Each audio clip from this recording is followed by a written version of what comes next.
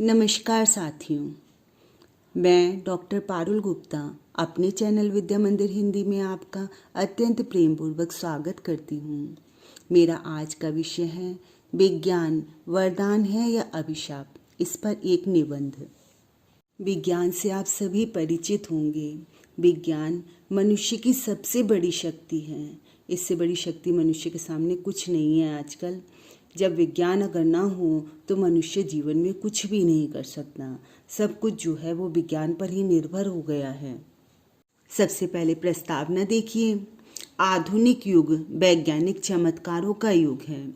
विज्ञान आज ईश्वर की भांति सर्वव्यापी हो गया है। देखिए, आप सभी जानते हैं कि जो आज का युग है वो हर जगह विज्ञान के चमत्कारों की ही देन है। सब जगह विज्ञान के चमत्कारों से ही मनुष्य नई नई बातें, नए नए कार्य करता है।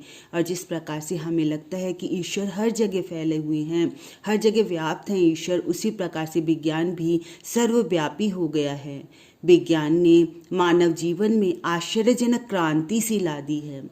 मानव जीवन का कोई ऐसा क्षेत्र नहीं, कोई ऐसा कोना नहीं जहाँ पर विज्ञान ना हो। मतलब हर क्षेत्र में, हर कोने में विज्ञान है।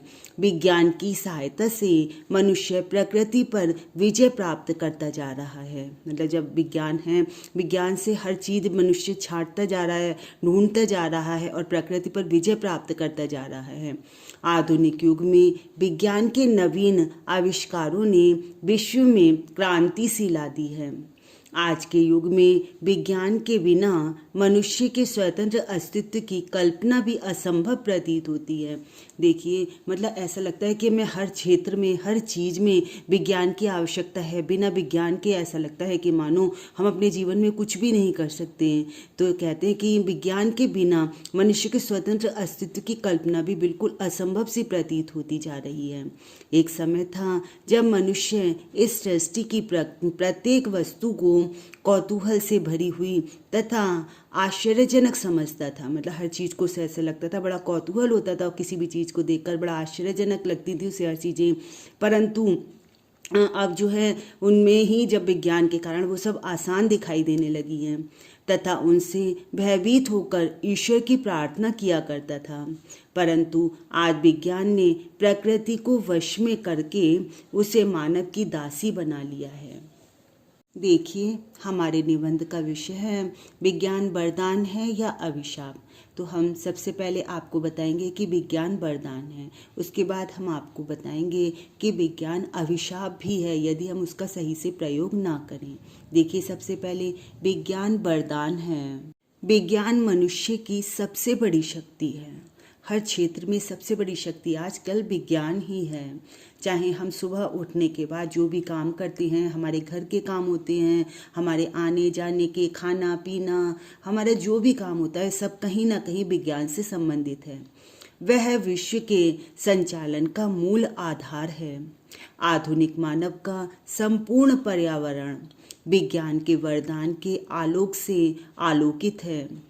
आज जीवन के प्रत्येक क्षेत्र में विज्ञान के चमत्कारपूर्ण आविष्कारों को देखा जा सकता है। मतलब हर क्षेत्र में ही हम विज्ञान के आविष्कारों को देख सकते हैं। विज्ञान के विविध वरदानों की उपयोगिता प्रमुख क्षेत्रों में निम्नलिखित है। अब हम आपको अलग अलग हर क्षेत्र में विज्ञान की जो उपयोगिता है वह बताएंगे। नंबर 1, संचार के क्षेत्र में प्राचीन काल में संदेशों का आदान प्रदान में बहुत समय लग जाता था। देखिए, पहले क्या होता था, हमें अपना कोई संदेश एक स्थान से दूसरे स्थान पर भेजना होता था तो पहले चिट्ठी लिखा करते थे। चिट्ठी लिखकर उसे पहुंचने में कई कई दिन लग जाया करते थे। परंतु अब telephone, cellular phone, Telegram, fax आदि के द्वारा क्षण भर में संदेश व विचारों का आदान प्रदान किया जा सकता है। एक पल में ही हमें किसी से कोई बात कहनी है, हम फ़ोन मिलाते हैं, तुरंत ही अपनी बात उनसे कह देते हैं। इसके अतिरिक्त अब कंप्यूटर के माध्यम से इंटरनेट का प्रयोग करते हुए ईमेल द्वारा विश्व में हर स्थान पर संदेश भेजे जा सकते हैं। देखिए आजकल तो वीडियो चैट करते हैं लोग बैठे हुए, अचानक मतलब कहीं पर भी बैठे हैं, कुछ भी कर रहे हैं, क्या खा रहे हैं, क्या पी रहे हैं, हर चीज़ ही हम एक दूसरे से दूर विदेश में बैठे हुए अपने साथियों से, अपने परिवारजनों से आराम से बातें कर सकते हैं। तो यह सब हमें विज्ञान की ही देन है।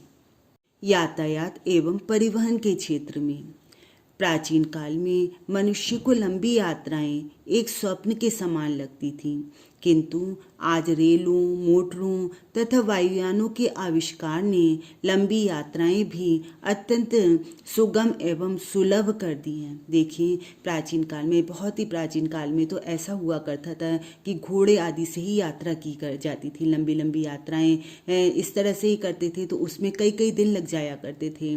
धीरे धीरे उसमें परिवर्तन हुआ और अब तो कि अब बहुत लंबी यात्राएं भी तुरंत वायुयान से 2-2 घंटे में ही हम लंबे सफ़र को बहुत ही कम समय में कर सकते हैं। तो इस तरह का यह सब परिवर्तन विज्ञान के ही कारण हुआ है।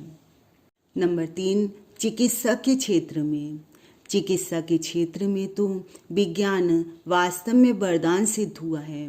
अनेक असाध्य बीमारियों का इलाज विज्ञान द्वारा ही संभव हुआ है। बहुत सारी बीमारियां थी जिनका उम्मीद भी नहीं थी कि उन बीमारियों का कोई इलाज भी हो सकता है। ऐसी असाध्य बीमारियों का इलाज विज्ञान के द्वारा ही संभव हुआ है। एक्सरे, अल्ट्रासाउंड टेस्ट, एंजियोग्राफी आदि परीक्षणों द्वारा शरीर के अंदर के रोगों का पता सरलता पूर्वक लगाया जा सकता है। जो भी हमारे शरीर के अंदर की बीमारियां हैं उनका तरह तरह के चेकअप करके उनका पता लगाया जा सकता है। यही नहीं, विज्ञान के द्वारा ही नेत्रहीनों को नेत्र, कर्णहीनों को कान और अंगहीनों को अंग देना भी संभव हो गया है। जिनकी आँख नहीं होती उन्हें दूसरों की आँखें लगाई जा सकती हैं, कर्णहीनों को कान दिए जा सकते हैं, हाथ पैर आदि सभी अंगों के स्थान पर दोबारा से अंग तक लगाए जा सकते हैं। यह सब विज्ञान की ही देन है। शिक्षा के क्षेत्र में, शिक्षा के प्रसार व प्रचार में विज्ञान ने महत्वपूर्ण योगदान दिया है। मुद्रण यंत्रों के आविष्कारों से पुस्तकों, समाचार पत्रों, पत्र पत्रिकाओं आदि का प्रकाशन संभव हुआ है।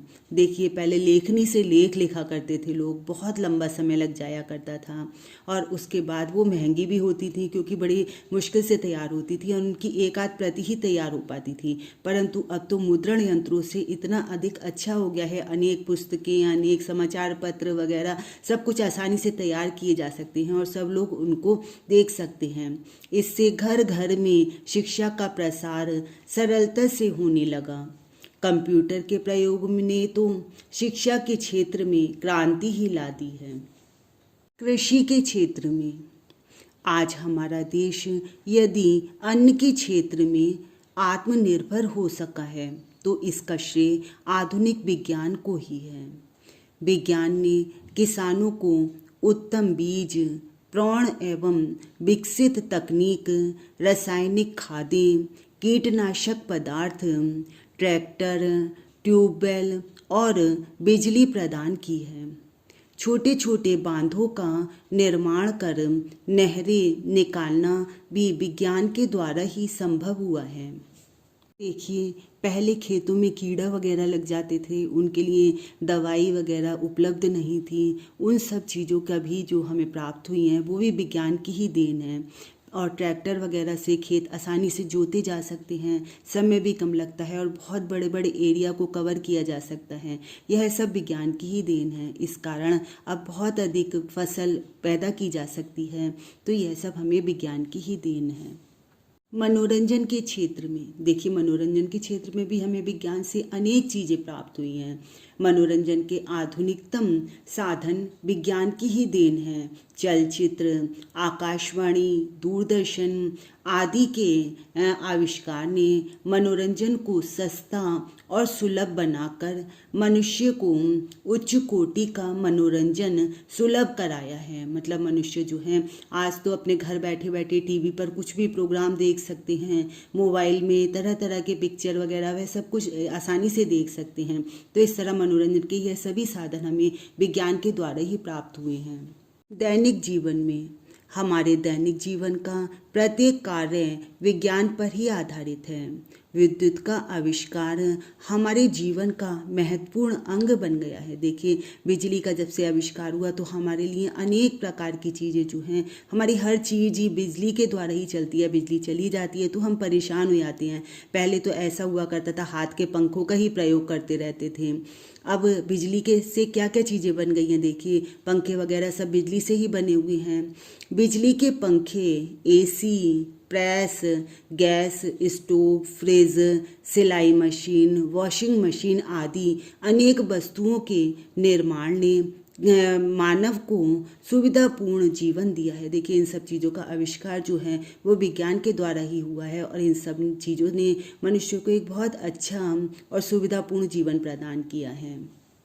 उद्योगों के क्षेत्र में, औद्योगिक क्षेत्र में विज्ञान ने क्रांतिकारी परिवर्तन किया है। भारी मशीनों के निर्माण ने बड़े बड़े कल कारखानों को जन्म दिया है। देखिए, बहुत बड़ी बड़ी मशीनें, आपने बड़ी बड़ी फैक्ट्रियां देखी होंगी जिनमें कि बहुत बड़ी बड़ी मशीनों का प्रयोग होता है, जिससे श्रम, समय और धन की बचत के साथ साथ प्रचुर मात्रा में उत्पादन संभव हुआ है। देखिए, मतलब कम उसमें मेहनत लगती है, कम समय लगता है और बड़े बड़ी चीज़ें उससे तैयार की जा सकती हैं। परमाणु शक्ति के क्षेत्र में इस युग को परमाणु युग कहा जाता है। जो यह युग है, आज का युग, उसको परमाणु युग कहा जाता है। विज्ञान के द्वारा ही आज अणु शक्ति द्वारा कृत्रिम बादलों के माध्यम से वर्षा की जा सकती है। मतलब देखिए क्या क्या तैयार हो गया कि उससे कृत्रिम बादल भी बनाए जा सकते हैं, उनसे वर्षा करके अपनी खेती में भी फायदा दिया जा सकता है। यह सब परमाणु शक्ति का ही प्रयोग, यह सब जो है विज्ञान की ही देन है। देखिए, कोई भी चीज़ यदि हम उसका सही से प्रयोग करेंगे तो वह हमारे लिए वरदान हो सकती है, और यदि हम उसका सही से प्रयोग नहीं करेंगे, उसका गलत प्रयोग करेंगे, तो वही चीज़ हमारे लिए अभिशाप भी हो सकती है। बिल्कुल इसी प्रकार विज्ञान के साथ है। विज्ञान ने हमारे लिए बहुत अच्छी अच्छी चीज़ों का प्रयोग किया, तो यदि हम उनका अच्छी तरह से प्रयोग करेंगे तो विज्ञान हमारे लिए वरदान है। लेकिन अनेक चीज़ें हैं जिनका गलत प्रयोग होता है, इस कारण विज्ञान अभिशाप भी हो सकता है। चलिए अब हम आपको बताते हैं विज्ञान अभिशाप के रूप में। विज्ञान से मनुष्य को एक और अनेक लाभ प्राप्त हुए हैं, वहीं इसके कारण समाज को अनेक हानियां भी हुई हैं। यंत्रों के अत्यधिक उपयोग ने बड़ी संख्या में लोगों को बेरोजगार कर दिया है। देखिए, जो यहाँ आपने देखा होगा बड़ी बड़ी फैक्ट्रियाँ होती हैं, उनमें बहुत बड़े बड़े यंत्रों से बहुत सारे लोगों का काम कुछ ही समय में कुछ ही यंत्रों के द्वारा कर दिया जाता है। तो इससे क्या हुआ कि लोगों को रोजगार नहीं मिलता और अनेक बहुत ही बड़ी संख्या में लोग बेरोजगार हो गए हैं। नवीन वैज्ञानिक प्रयोगों ने प्राकृतिक वातावरण को दूषित कर दिया है। देखिए, जो फैक्ट्री होती हैं उनसे तरह तरह के धुएं निकलते हैं और गंदा उनसे पानी बहता है, जिसके कारण प्राकृतिक वातावरण जो है अत्यधिक दूषित हो गया है।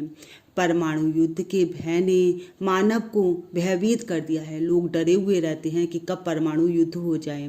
परमाणु और हाइड्रोजन बम निसंदेह विश्व शांति के लिए खतरा बन गया है। इनके प्रयोग से संपूर्ण विश्व की संस्कृति पल भर में नष्ट हो सकती है। मतलब जो ये परमाणु बम है या हाइड्रोजन बम है, इनसे जो संपूर्ण सृष्टि है वह पल भर में ही नष्ट हो सकती है। तो ये सारे बम जो हैं वह किसकी देन है? वो भी विज्ञान की ही देन है। विज्ञान के इस विनाशकारी रूप को दृष्टि में रखकर महाकवि दिनकर मानव को चेतावनी देते हुए कहते हैं। देखिए, मनुष्य को चेतावनी दे रहे हैं दिनकर जी। सावधान मनुष्य, यदि विज्ञान है तलवार तो इसे दे फेंक, तजकर मुँह स्मृति के पार। खेल सकता तू नहीं, ले हाथ में तलवार, काट लेगा अंग, तीखी है बड़ी यह धार। देखिए, वो कह रहे हैं कि ये जो विज्ञान है वो एक तलवार के समान है, तो इसको फेंक दे क्योंकि इसकी धार बहुत तीखी है और तू इससे अपने आप को ही काट सकता है। देखिए, आपको विज्ञान की लाभ और हानियां समझ में आई होंगी। अब देखिए उपसंहार। विज्ञान सचमुच तलवार है। देखिए, अभी दिनकर जी ने कहा कि विज्ञान एक तलवार है, तो कहते हैं कि विज्ञान सचमुच तलवार है, जिससे व्यक्ति आत्मरक्षा भी कर सकता है, मतलब उस तलवार से अपने प्राण बचा भी सकता है, और अनाड़ीपन में अपने अंग भी काट सकता है। मतलब एक ओर तो वो अपने शत्रु को मार सकता है कि अगर उसके ऊपर कोई आक्रमण कर रहा है, दूसरी ओर वह अपने शरीर पर ही उस तलवार को चला सकता है। इसमें दोष तलवार का नहीं, उसका प्रयोग करने वाले का है। मतलब जो दोष है वो इसमें, भाई इसी प्रकार से विज्ञान का दोष नहीं है, अगर उसका कोई गलत प्रयोग करता है तो प्रयोग करने वाले का दोष है। इससे गला शत्रु का भी काटा जा सकता है, और मूर्खता में अपना भी, मतलब ये जो तलवार है उससे गला शत्रु का भी काट सकते हैं हम, और अपनी मूर्खता से अपना भी काट सकते हैं।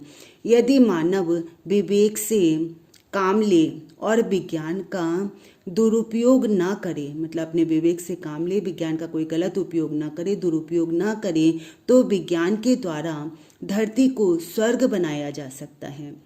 वास्तव में विज्ञान स्वयं में एक चमत्कार है। एमर्सन ने कहा है, आज हम विज्ञान के युग में रह रहे हैं, और विज्ञान के बिना मानव के अस्तित्व की कल्पना असंभव प्रतीत होती है। हाँ, आप समझ रहे होंगे कि वास्तव में जो मनुष्य का अस्तित्व है उसकी कल्पना भी विज्ञान के बिना असंभव सी प्रतीत होती है। मतलब मनुष्य दिन में, पूरे दिन में सुबह आँख खुलने से लेके रात तक जो भी काम करता है वह कहीं ना कहीं विज्ञान पर ही निर्भर है। तो इसलिए विज्ञान को हमें अभिशाप के रूप में ना करके उसका प्रयोग इस प्रकार से करना चाहिए कि विज्ञान हमारे लिए वरदान ही सिद्ध हो। मुझे उम्मीद है कि आपको मैंने विज्ञान के बारे में बताया, ये आपको अच्छी प्रकार से समझ में आया होगा। आप मेरी वीडियोस को लाइक और शेयर करते रहिए, और आपने यदि मेरे चैनल को सब्सक्राइब नहीं किया है तो इसको सब्सक्राइब के रेड बटन को अवश्य दबाइए। धन्यवाद।